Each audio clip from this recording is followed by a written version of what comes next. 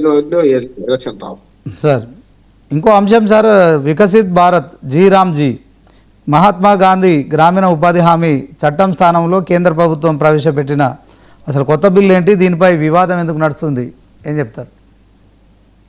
అంటే మొదటి నుంచి ఉపాధి హామీ పథకం గురించి ఒక మంచి కొన్ని బేసిక్ అయితే తెలుసుకోవాలి సార్. తెలుసుకున్నాక వీళ్ళ సంగతి చెప్తాను. మొట్టమొదటి గ్రామీణ ఉపాధి హామీ పథకం వచ్చింది ఒక మంచి ఉద్దేశంతో వచ్చింది. 2005లో సిపి అంటే ఉభయ కమ్యూనిస్టు పార్టీలు ప్లస్ కాంగ్రెస్ పార్టీ కలిపి సంకీర్ణ ప్రభుత్వం ఏర్పాటు చేసింది. అది UPA 1 గవర్నమెంట్ అంట. 2005లో దేశానికి అభ్యుదయకరమైన 3 చట్టాలు వచ్చినాయి. అది మంచి ఒక రకంగా స్వర్ణయుగం. అది మీరు చెప్పిన ఇప్పుడు మహాత్మా గాంధీ పేరు లేదు, అప్పుడు ఓన్లీ నరేగా ఉండేది, అంటే national employment rural employment guarantee పథకం ఉండేది. దానికన్నా ముందు కూడా మీకు జవహర్ రోజ్గార్ యోజన ఉన్నది, దానికన్నా ముందు NREGP ఉన్నది. కాంగ్రెస్ హయాంలో చాలా పథకాలు పాతవి ఉండేవి. NREGP ఉన్నది, RLEGP ఉన్నది. ఇవన్నీ కూడా ఉపాధి హామీ పథకాలే. కానీ అప్పుడు చట్టబద్ధత లేకుండే, దానికి గ్యారంటీ లేకుండే. ఎప్పుడైతే 2005లో ఈ చట్టం వచ్చినప్పుడు గ్రామీణ ఉపాధి వ్యవసాయ కార్మికులకు ఉపాధి కల్పించడానికి, నైపుణ్యం నేను వాటి కల్పించడానికి మంచి ఉద్దేశంతో ఏర్పాటు చేశారు.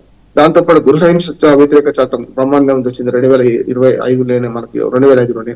అట్లానే మనకు సమాచార హక్కు బిల్లు కూడా వచ్చింది అప్పుడే చట్టం మాట. అంటే ఈ 3 కూడా అభ్యుదయకరమైన చట్టాలు ఆనాడు UPA 1 గవర్నమెంట్ కమ్యూనిస్టుల సంకీర్ణ ప్రభుత్వం తీసుకొచ్చారు.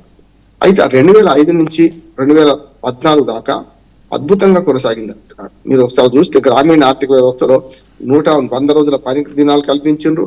దాంతోపాటు నైపుణ్యం లేని కార్మికులకు ఉపాధి లభించింది. దాంతోపాటు అసెట్ క్రియేషన్ జరిగింది. కొత్త రోడ్లు వేశారు, మట్టి రోడ్లు వేశారు, కాలువలు దగ్గారు. చివరికి అనంతపురం లాంటి జిల్లాలు రాళ్లేరే పని, అంటే మనకు మీరు అనంతపురం జిల్లాలో ఎడారి ఓ రకం చెప్పాలంటే అన్ని వర్షాల పడక రాళ్ళు ఆ రాళ్ళని ఏడి ఒక కట్టగా పోయడం, ఇట్లాంటివన్నీ చాలా చేశారు. దాంతోపాటు అప్పుడు అక్కడ జరిగింది ఏంటంటే ఆ ఉపాధి హామీ పథకంలో డబ్బులు 100-200 కూలి రాగానే పేదలు ఏం చేస్తారు, అదే రోజు ఖర్చు చేసేస్తారు. మళ్ళీ వెనక్కి పన్ను వచ్చింది కదా, బాగా ధనవంతులు ₹1,00,000 రోజు సంపాదించే వాటి ₹1,00,000 ఖర్చు పెట్టాడు, 10,000 ఖర్చు పెడితే ఎక్కువ. కానీ 100 వచ్చే కూలీని అదే రోజు రాత్రికి మంచి నూనె, గ్యాస్ నూనె, ఉప్పు, పప్పు అని చింతపండు కొనుక్కుంటారు కదా, దాంతో ఖర్చు అయింది. అంటే గ్రామీణ ఆర్థిక వ్యవస్థలో డబ్బు చలామణిలోకి వచ్చింది. ఇది మంచి పరిణామం అంటున్నాడు. దాంతో పాటు మట్టి పని చేసినా సరే చాలా వరకు గ్రామీణ కార్మికులకు, పేదలకు ఉపాధి లభించింది, 100 పని లభించింది. అది అద్భుతంగా మన ఆంధ్రప్రదేశ్ అయితే చాలా పెద్ద ఎత్తున దాన్ని లాభపడ్డది. ఎందుకంటే ఉమ్మడి ఆంధ్రప్రదేశ్ లో 9,000 కోట్ల రూపాయల పనులు మనం ఒక సంవత్సరంలో చేసినాం. 100 కాదు, 150 రోజుల పని కూడా లభించింది. ఇప్పుడు ఈ చట్టంలో మొదటి నుంచి కూడా మోడీ గారి ఆలోచన ఏంటంటే, ఆయన మొదలన్నది ఏంటంటే ఇది మట్టి తట్టలు ఇటుపక్క అటుపక్క పోసేది గుంతలు తవ్వే పథకం అని ఎద్దేవా చేశారు. దాన్ని మెల్లమెల్లగా నిర్వీర్యం చేస్తూ ఇవాళ బడ్జెట్ తగ్గించారు. పూర్తిగా ఇప్పుడు పథకాన్ని నిర్వీర్యం చేసే పని చేస్తున్నారు. అలా 3 కాంగ్రెస్ పార్టీ ఎంతసేపు మహాత్మా గాంధీ పేరు తీసేసింది ఇలా అని చెప్తున్నారు. కానీ అంతకంటే ముఖ్యమైన అంశం ఇందులో ఉన్నది. ఇప్పటిదాకా 100% నిధులు కేంద్ర ప్రభుత్వం రాష్ట్రాలకు ఇచ్చేది ఉపాధి హామీ పథకం కింద. 60-40 సిద్ధాంతం తెచ్చారు. అంటే 60% మేము ఖర్చు పెడితే 40 మీరు పెట్టారు. అంటే ఏమన్నట్టు సగం పథకం ఎత్తేసినట్టే కదా ఒక రకంగా చెప్పాలంటే. దీని మీద గొడవ పెట్టాలి కాంగ్రెస్ పార్టీ, ఇది విడిచిపెట్టి మహాత్మా గాంధీని పట్టుకున్నారు. నేను చెప్తున్నా స్పష్టంగా, మహాత్మా గాంధీ పేరును తీసేయడం తప్పు. ఎందుకంటే 2009లో మధ్యన వచ్చింది కదా, మధ్యన తీసేస్తున్నామని BJP అంటుంది. మధ్యన రావచ్చు, కానీ గాంధీ పేరు పెట్టడానికి ఎంత తాత్విక సిద్ధాంతం ఉందంటే శ్రీనివాస్ గారు, భారతీయ ఆత్మ గ్రామాల్లో ఉంది అని ఎప్పుడో గాంధీ గారు అన్నారు. గ్రామ స్వరాజ్యం కోరుకున్నాడు ఆయన. అందుకని ఆ 2 పథకాలు, ఈ పథకం పేరు ఆయన పేరు పెట్టడానికి ఇది మంచి ఉదాహరణ అంటున్నాడు. అంటే భారతీయ ఆత్మ గ్రామాల్లో ఉందంటే గ్రామీణ పేదరికం తగ్గించాలి కదా మరి, కదా ఆయన పేరు పెట్టారు. ఆ పేరు తీసేసి చేసే క్రమంలో 3 పొరపాటు చేస్తుంది.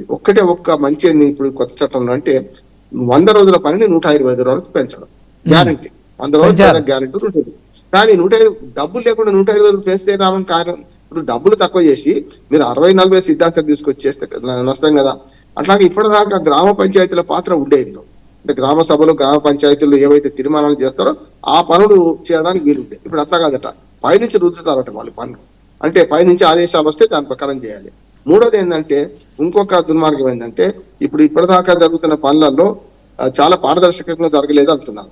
అవినీతి జరిగింది కాదంటే, కానీ ఇప్పటిదాకా జరుగుతున్న పథకంలో ఇప్పుడైతే మనం చూసుకుంటే ఒక ఊళ్ళో పథకాన్ని జరుగుతున్నప్పుడు లైవ్ టెలికాస్ట్ జరిగితే వెబ్ కెమెరా పెడుతున్నారు.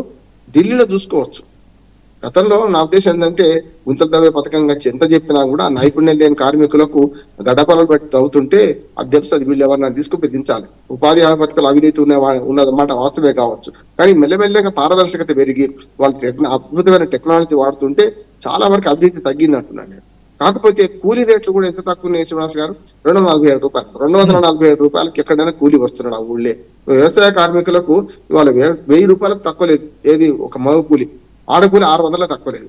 మరి అటువంటివి 240 రూపాయలకి ఎవరు వస్తారు అంటే పనులే జరుగుతున్నాయి కదా. అంటే మెల్లమెల్లగా డెలివరీ చేసి మొత్తం పథకాన్ని ఎత్తేసే ప్రయత్నం చేసిండ్రు. ఇట్లా కాకుండా చాలా రోజుల నుంచి ఒక సూచన సలహా ఇస్తున్నాం కేంద్ర ప్రభుత్వం, కాంగ్రెస్ ప్రభుత్వం ఉన్నప్పటి నుంచే వ్యవసాయానికి సగం పథకాన్ని సగం నిధులను వ్యవసాయానికి అనుసంధానం చేయమంటారు. ఉదాహరణకు కూలీలు దొరకక వ్యవసాయదారులు నష్టపోతున్నారు కదా. చిన్నకారు సన్నకారు రైతులు కూడా ఓ నలుగురు కూలీలు కావాలంటే ఇవాళ ఇబ్బంది పడాల్సి 4,000 పెట్టాల్సి వస్తుంది. అదే దీనిలో తీసుకోండి, ఈ పథకాన్ని దానికి అనుసంధానం చేస్తే బాగుంటది కదా. అందుకనే ఈ ప్రభుత్వానికి సూచన చేస్తున్నాడు, 100 నుంచి 125 రోజులు పెంచడం ఒక్కటే మంచిది, కానీ మిగతాదంతా గజిబిచ్చి పథకమే అంటున్నారు. ఇప్పుడు విబిజీ రామ్జీ ఏంది, రాముని మళ్ళీ ఇక్కడ ప్రవేశపెట్టారు. అంటే విబిజీ రామ్జీలో అజీవిక అనే పదం ఉన్నది. అజీవిక నాకు ఇప్పటికి కూడా అర్థమైతలేదు, నాకు ఇది తెలిసిన వాడిని కూడా మీకు అర్థమైంది చెప్పాలి. ఏమైతుందంటే ఆ సంస్కృతాన్ని తెలుగును కలిపి చావు మరణం లాగా వాళ్ళకి పథకం పేరును సంస్కృతీకరణ చేయడం, పథకం పేరును హిందీ పని చేయడం తప్పు కదా. ఎన్ఆర్ఈజీపీ ఎంత మంచి నేషనల్ ఎంప్లాయ్మెంట్ రూరల్ గ్యారంటీ పథకం ప్రోగ్రామ్ అన్న ఎంత బాగున్నది కదా. అందుకని నేను ఎన్ఆర్ఈజీపీ లాంటిది ఇంగ్లీష్ పదాలు విడిచిపెట్టి ఇవాళ తమిళనాడు లాంటి వ్యతిరేకించి హిందీ సంస్కృతం కలిపి మన జీబీబీజీ రామ్జీ అని పెట్టడం అయితే దుర్మార్గం అంటున్నాను. గాంధీ పేరు తీసేయడం అంతకంటే దుర్మార్గం అంటున్నాను. కానీ గాంధీ పేరు మీద పెడుతున్నంత గొడవ అసలు విషయం మరుస్తున్నారు కాంగ్రెస్ వాళ్ళు అంటున్నాను. ఏం విషయం మరుస్తున్నారంటే, మీరు ఈ పథకంలో తూట్లు పడిచారు కదా, ఈ పథకానికి నిధులు తగ్గించారు, రాష్ట్ర ప్రభుత్వాల మీద భారం పెంచారు, అట్లాగే మనకు వ్యవసాయానికి అనుసంధానం చేస్తలేరు, అట్లాగే గ్రామ సభల పెత్తనం తీసేసిండ్రు, గ్రామ పంచాయతీల పెత్తనం తీసేసిండ్రు, వాళ్ళ జోక్యం తగ్గించుండ్రు. ఇట్లాంటివి కదా వీళ్ళు మాట్లాడాల్సి అంటున్నారు. ఇక వీళ్ళు కూడా ఏమంటున్నారంటే మేము నిధులు పెంచామంటున్నారు కదా, అది చెప్పండి. బీజేపీ వాళ్ళకు కూడా ఏంటంటే అందులో మంచి మీరు ప్రచారం చేయండి, కానీ గాంధీ మీద పగతో కోపంతో గాంధీ పేరు తీసేయడం మాత్రం సరైనది కాదు. అది మళ్ళీ పెట్టాలి.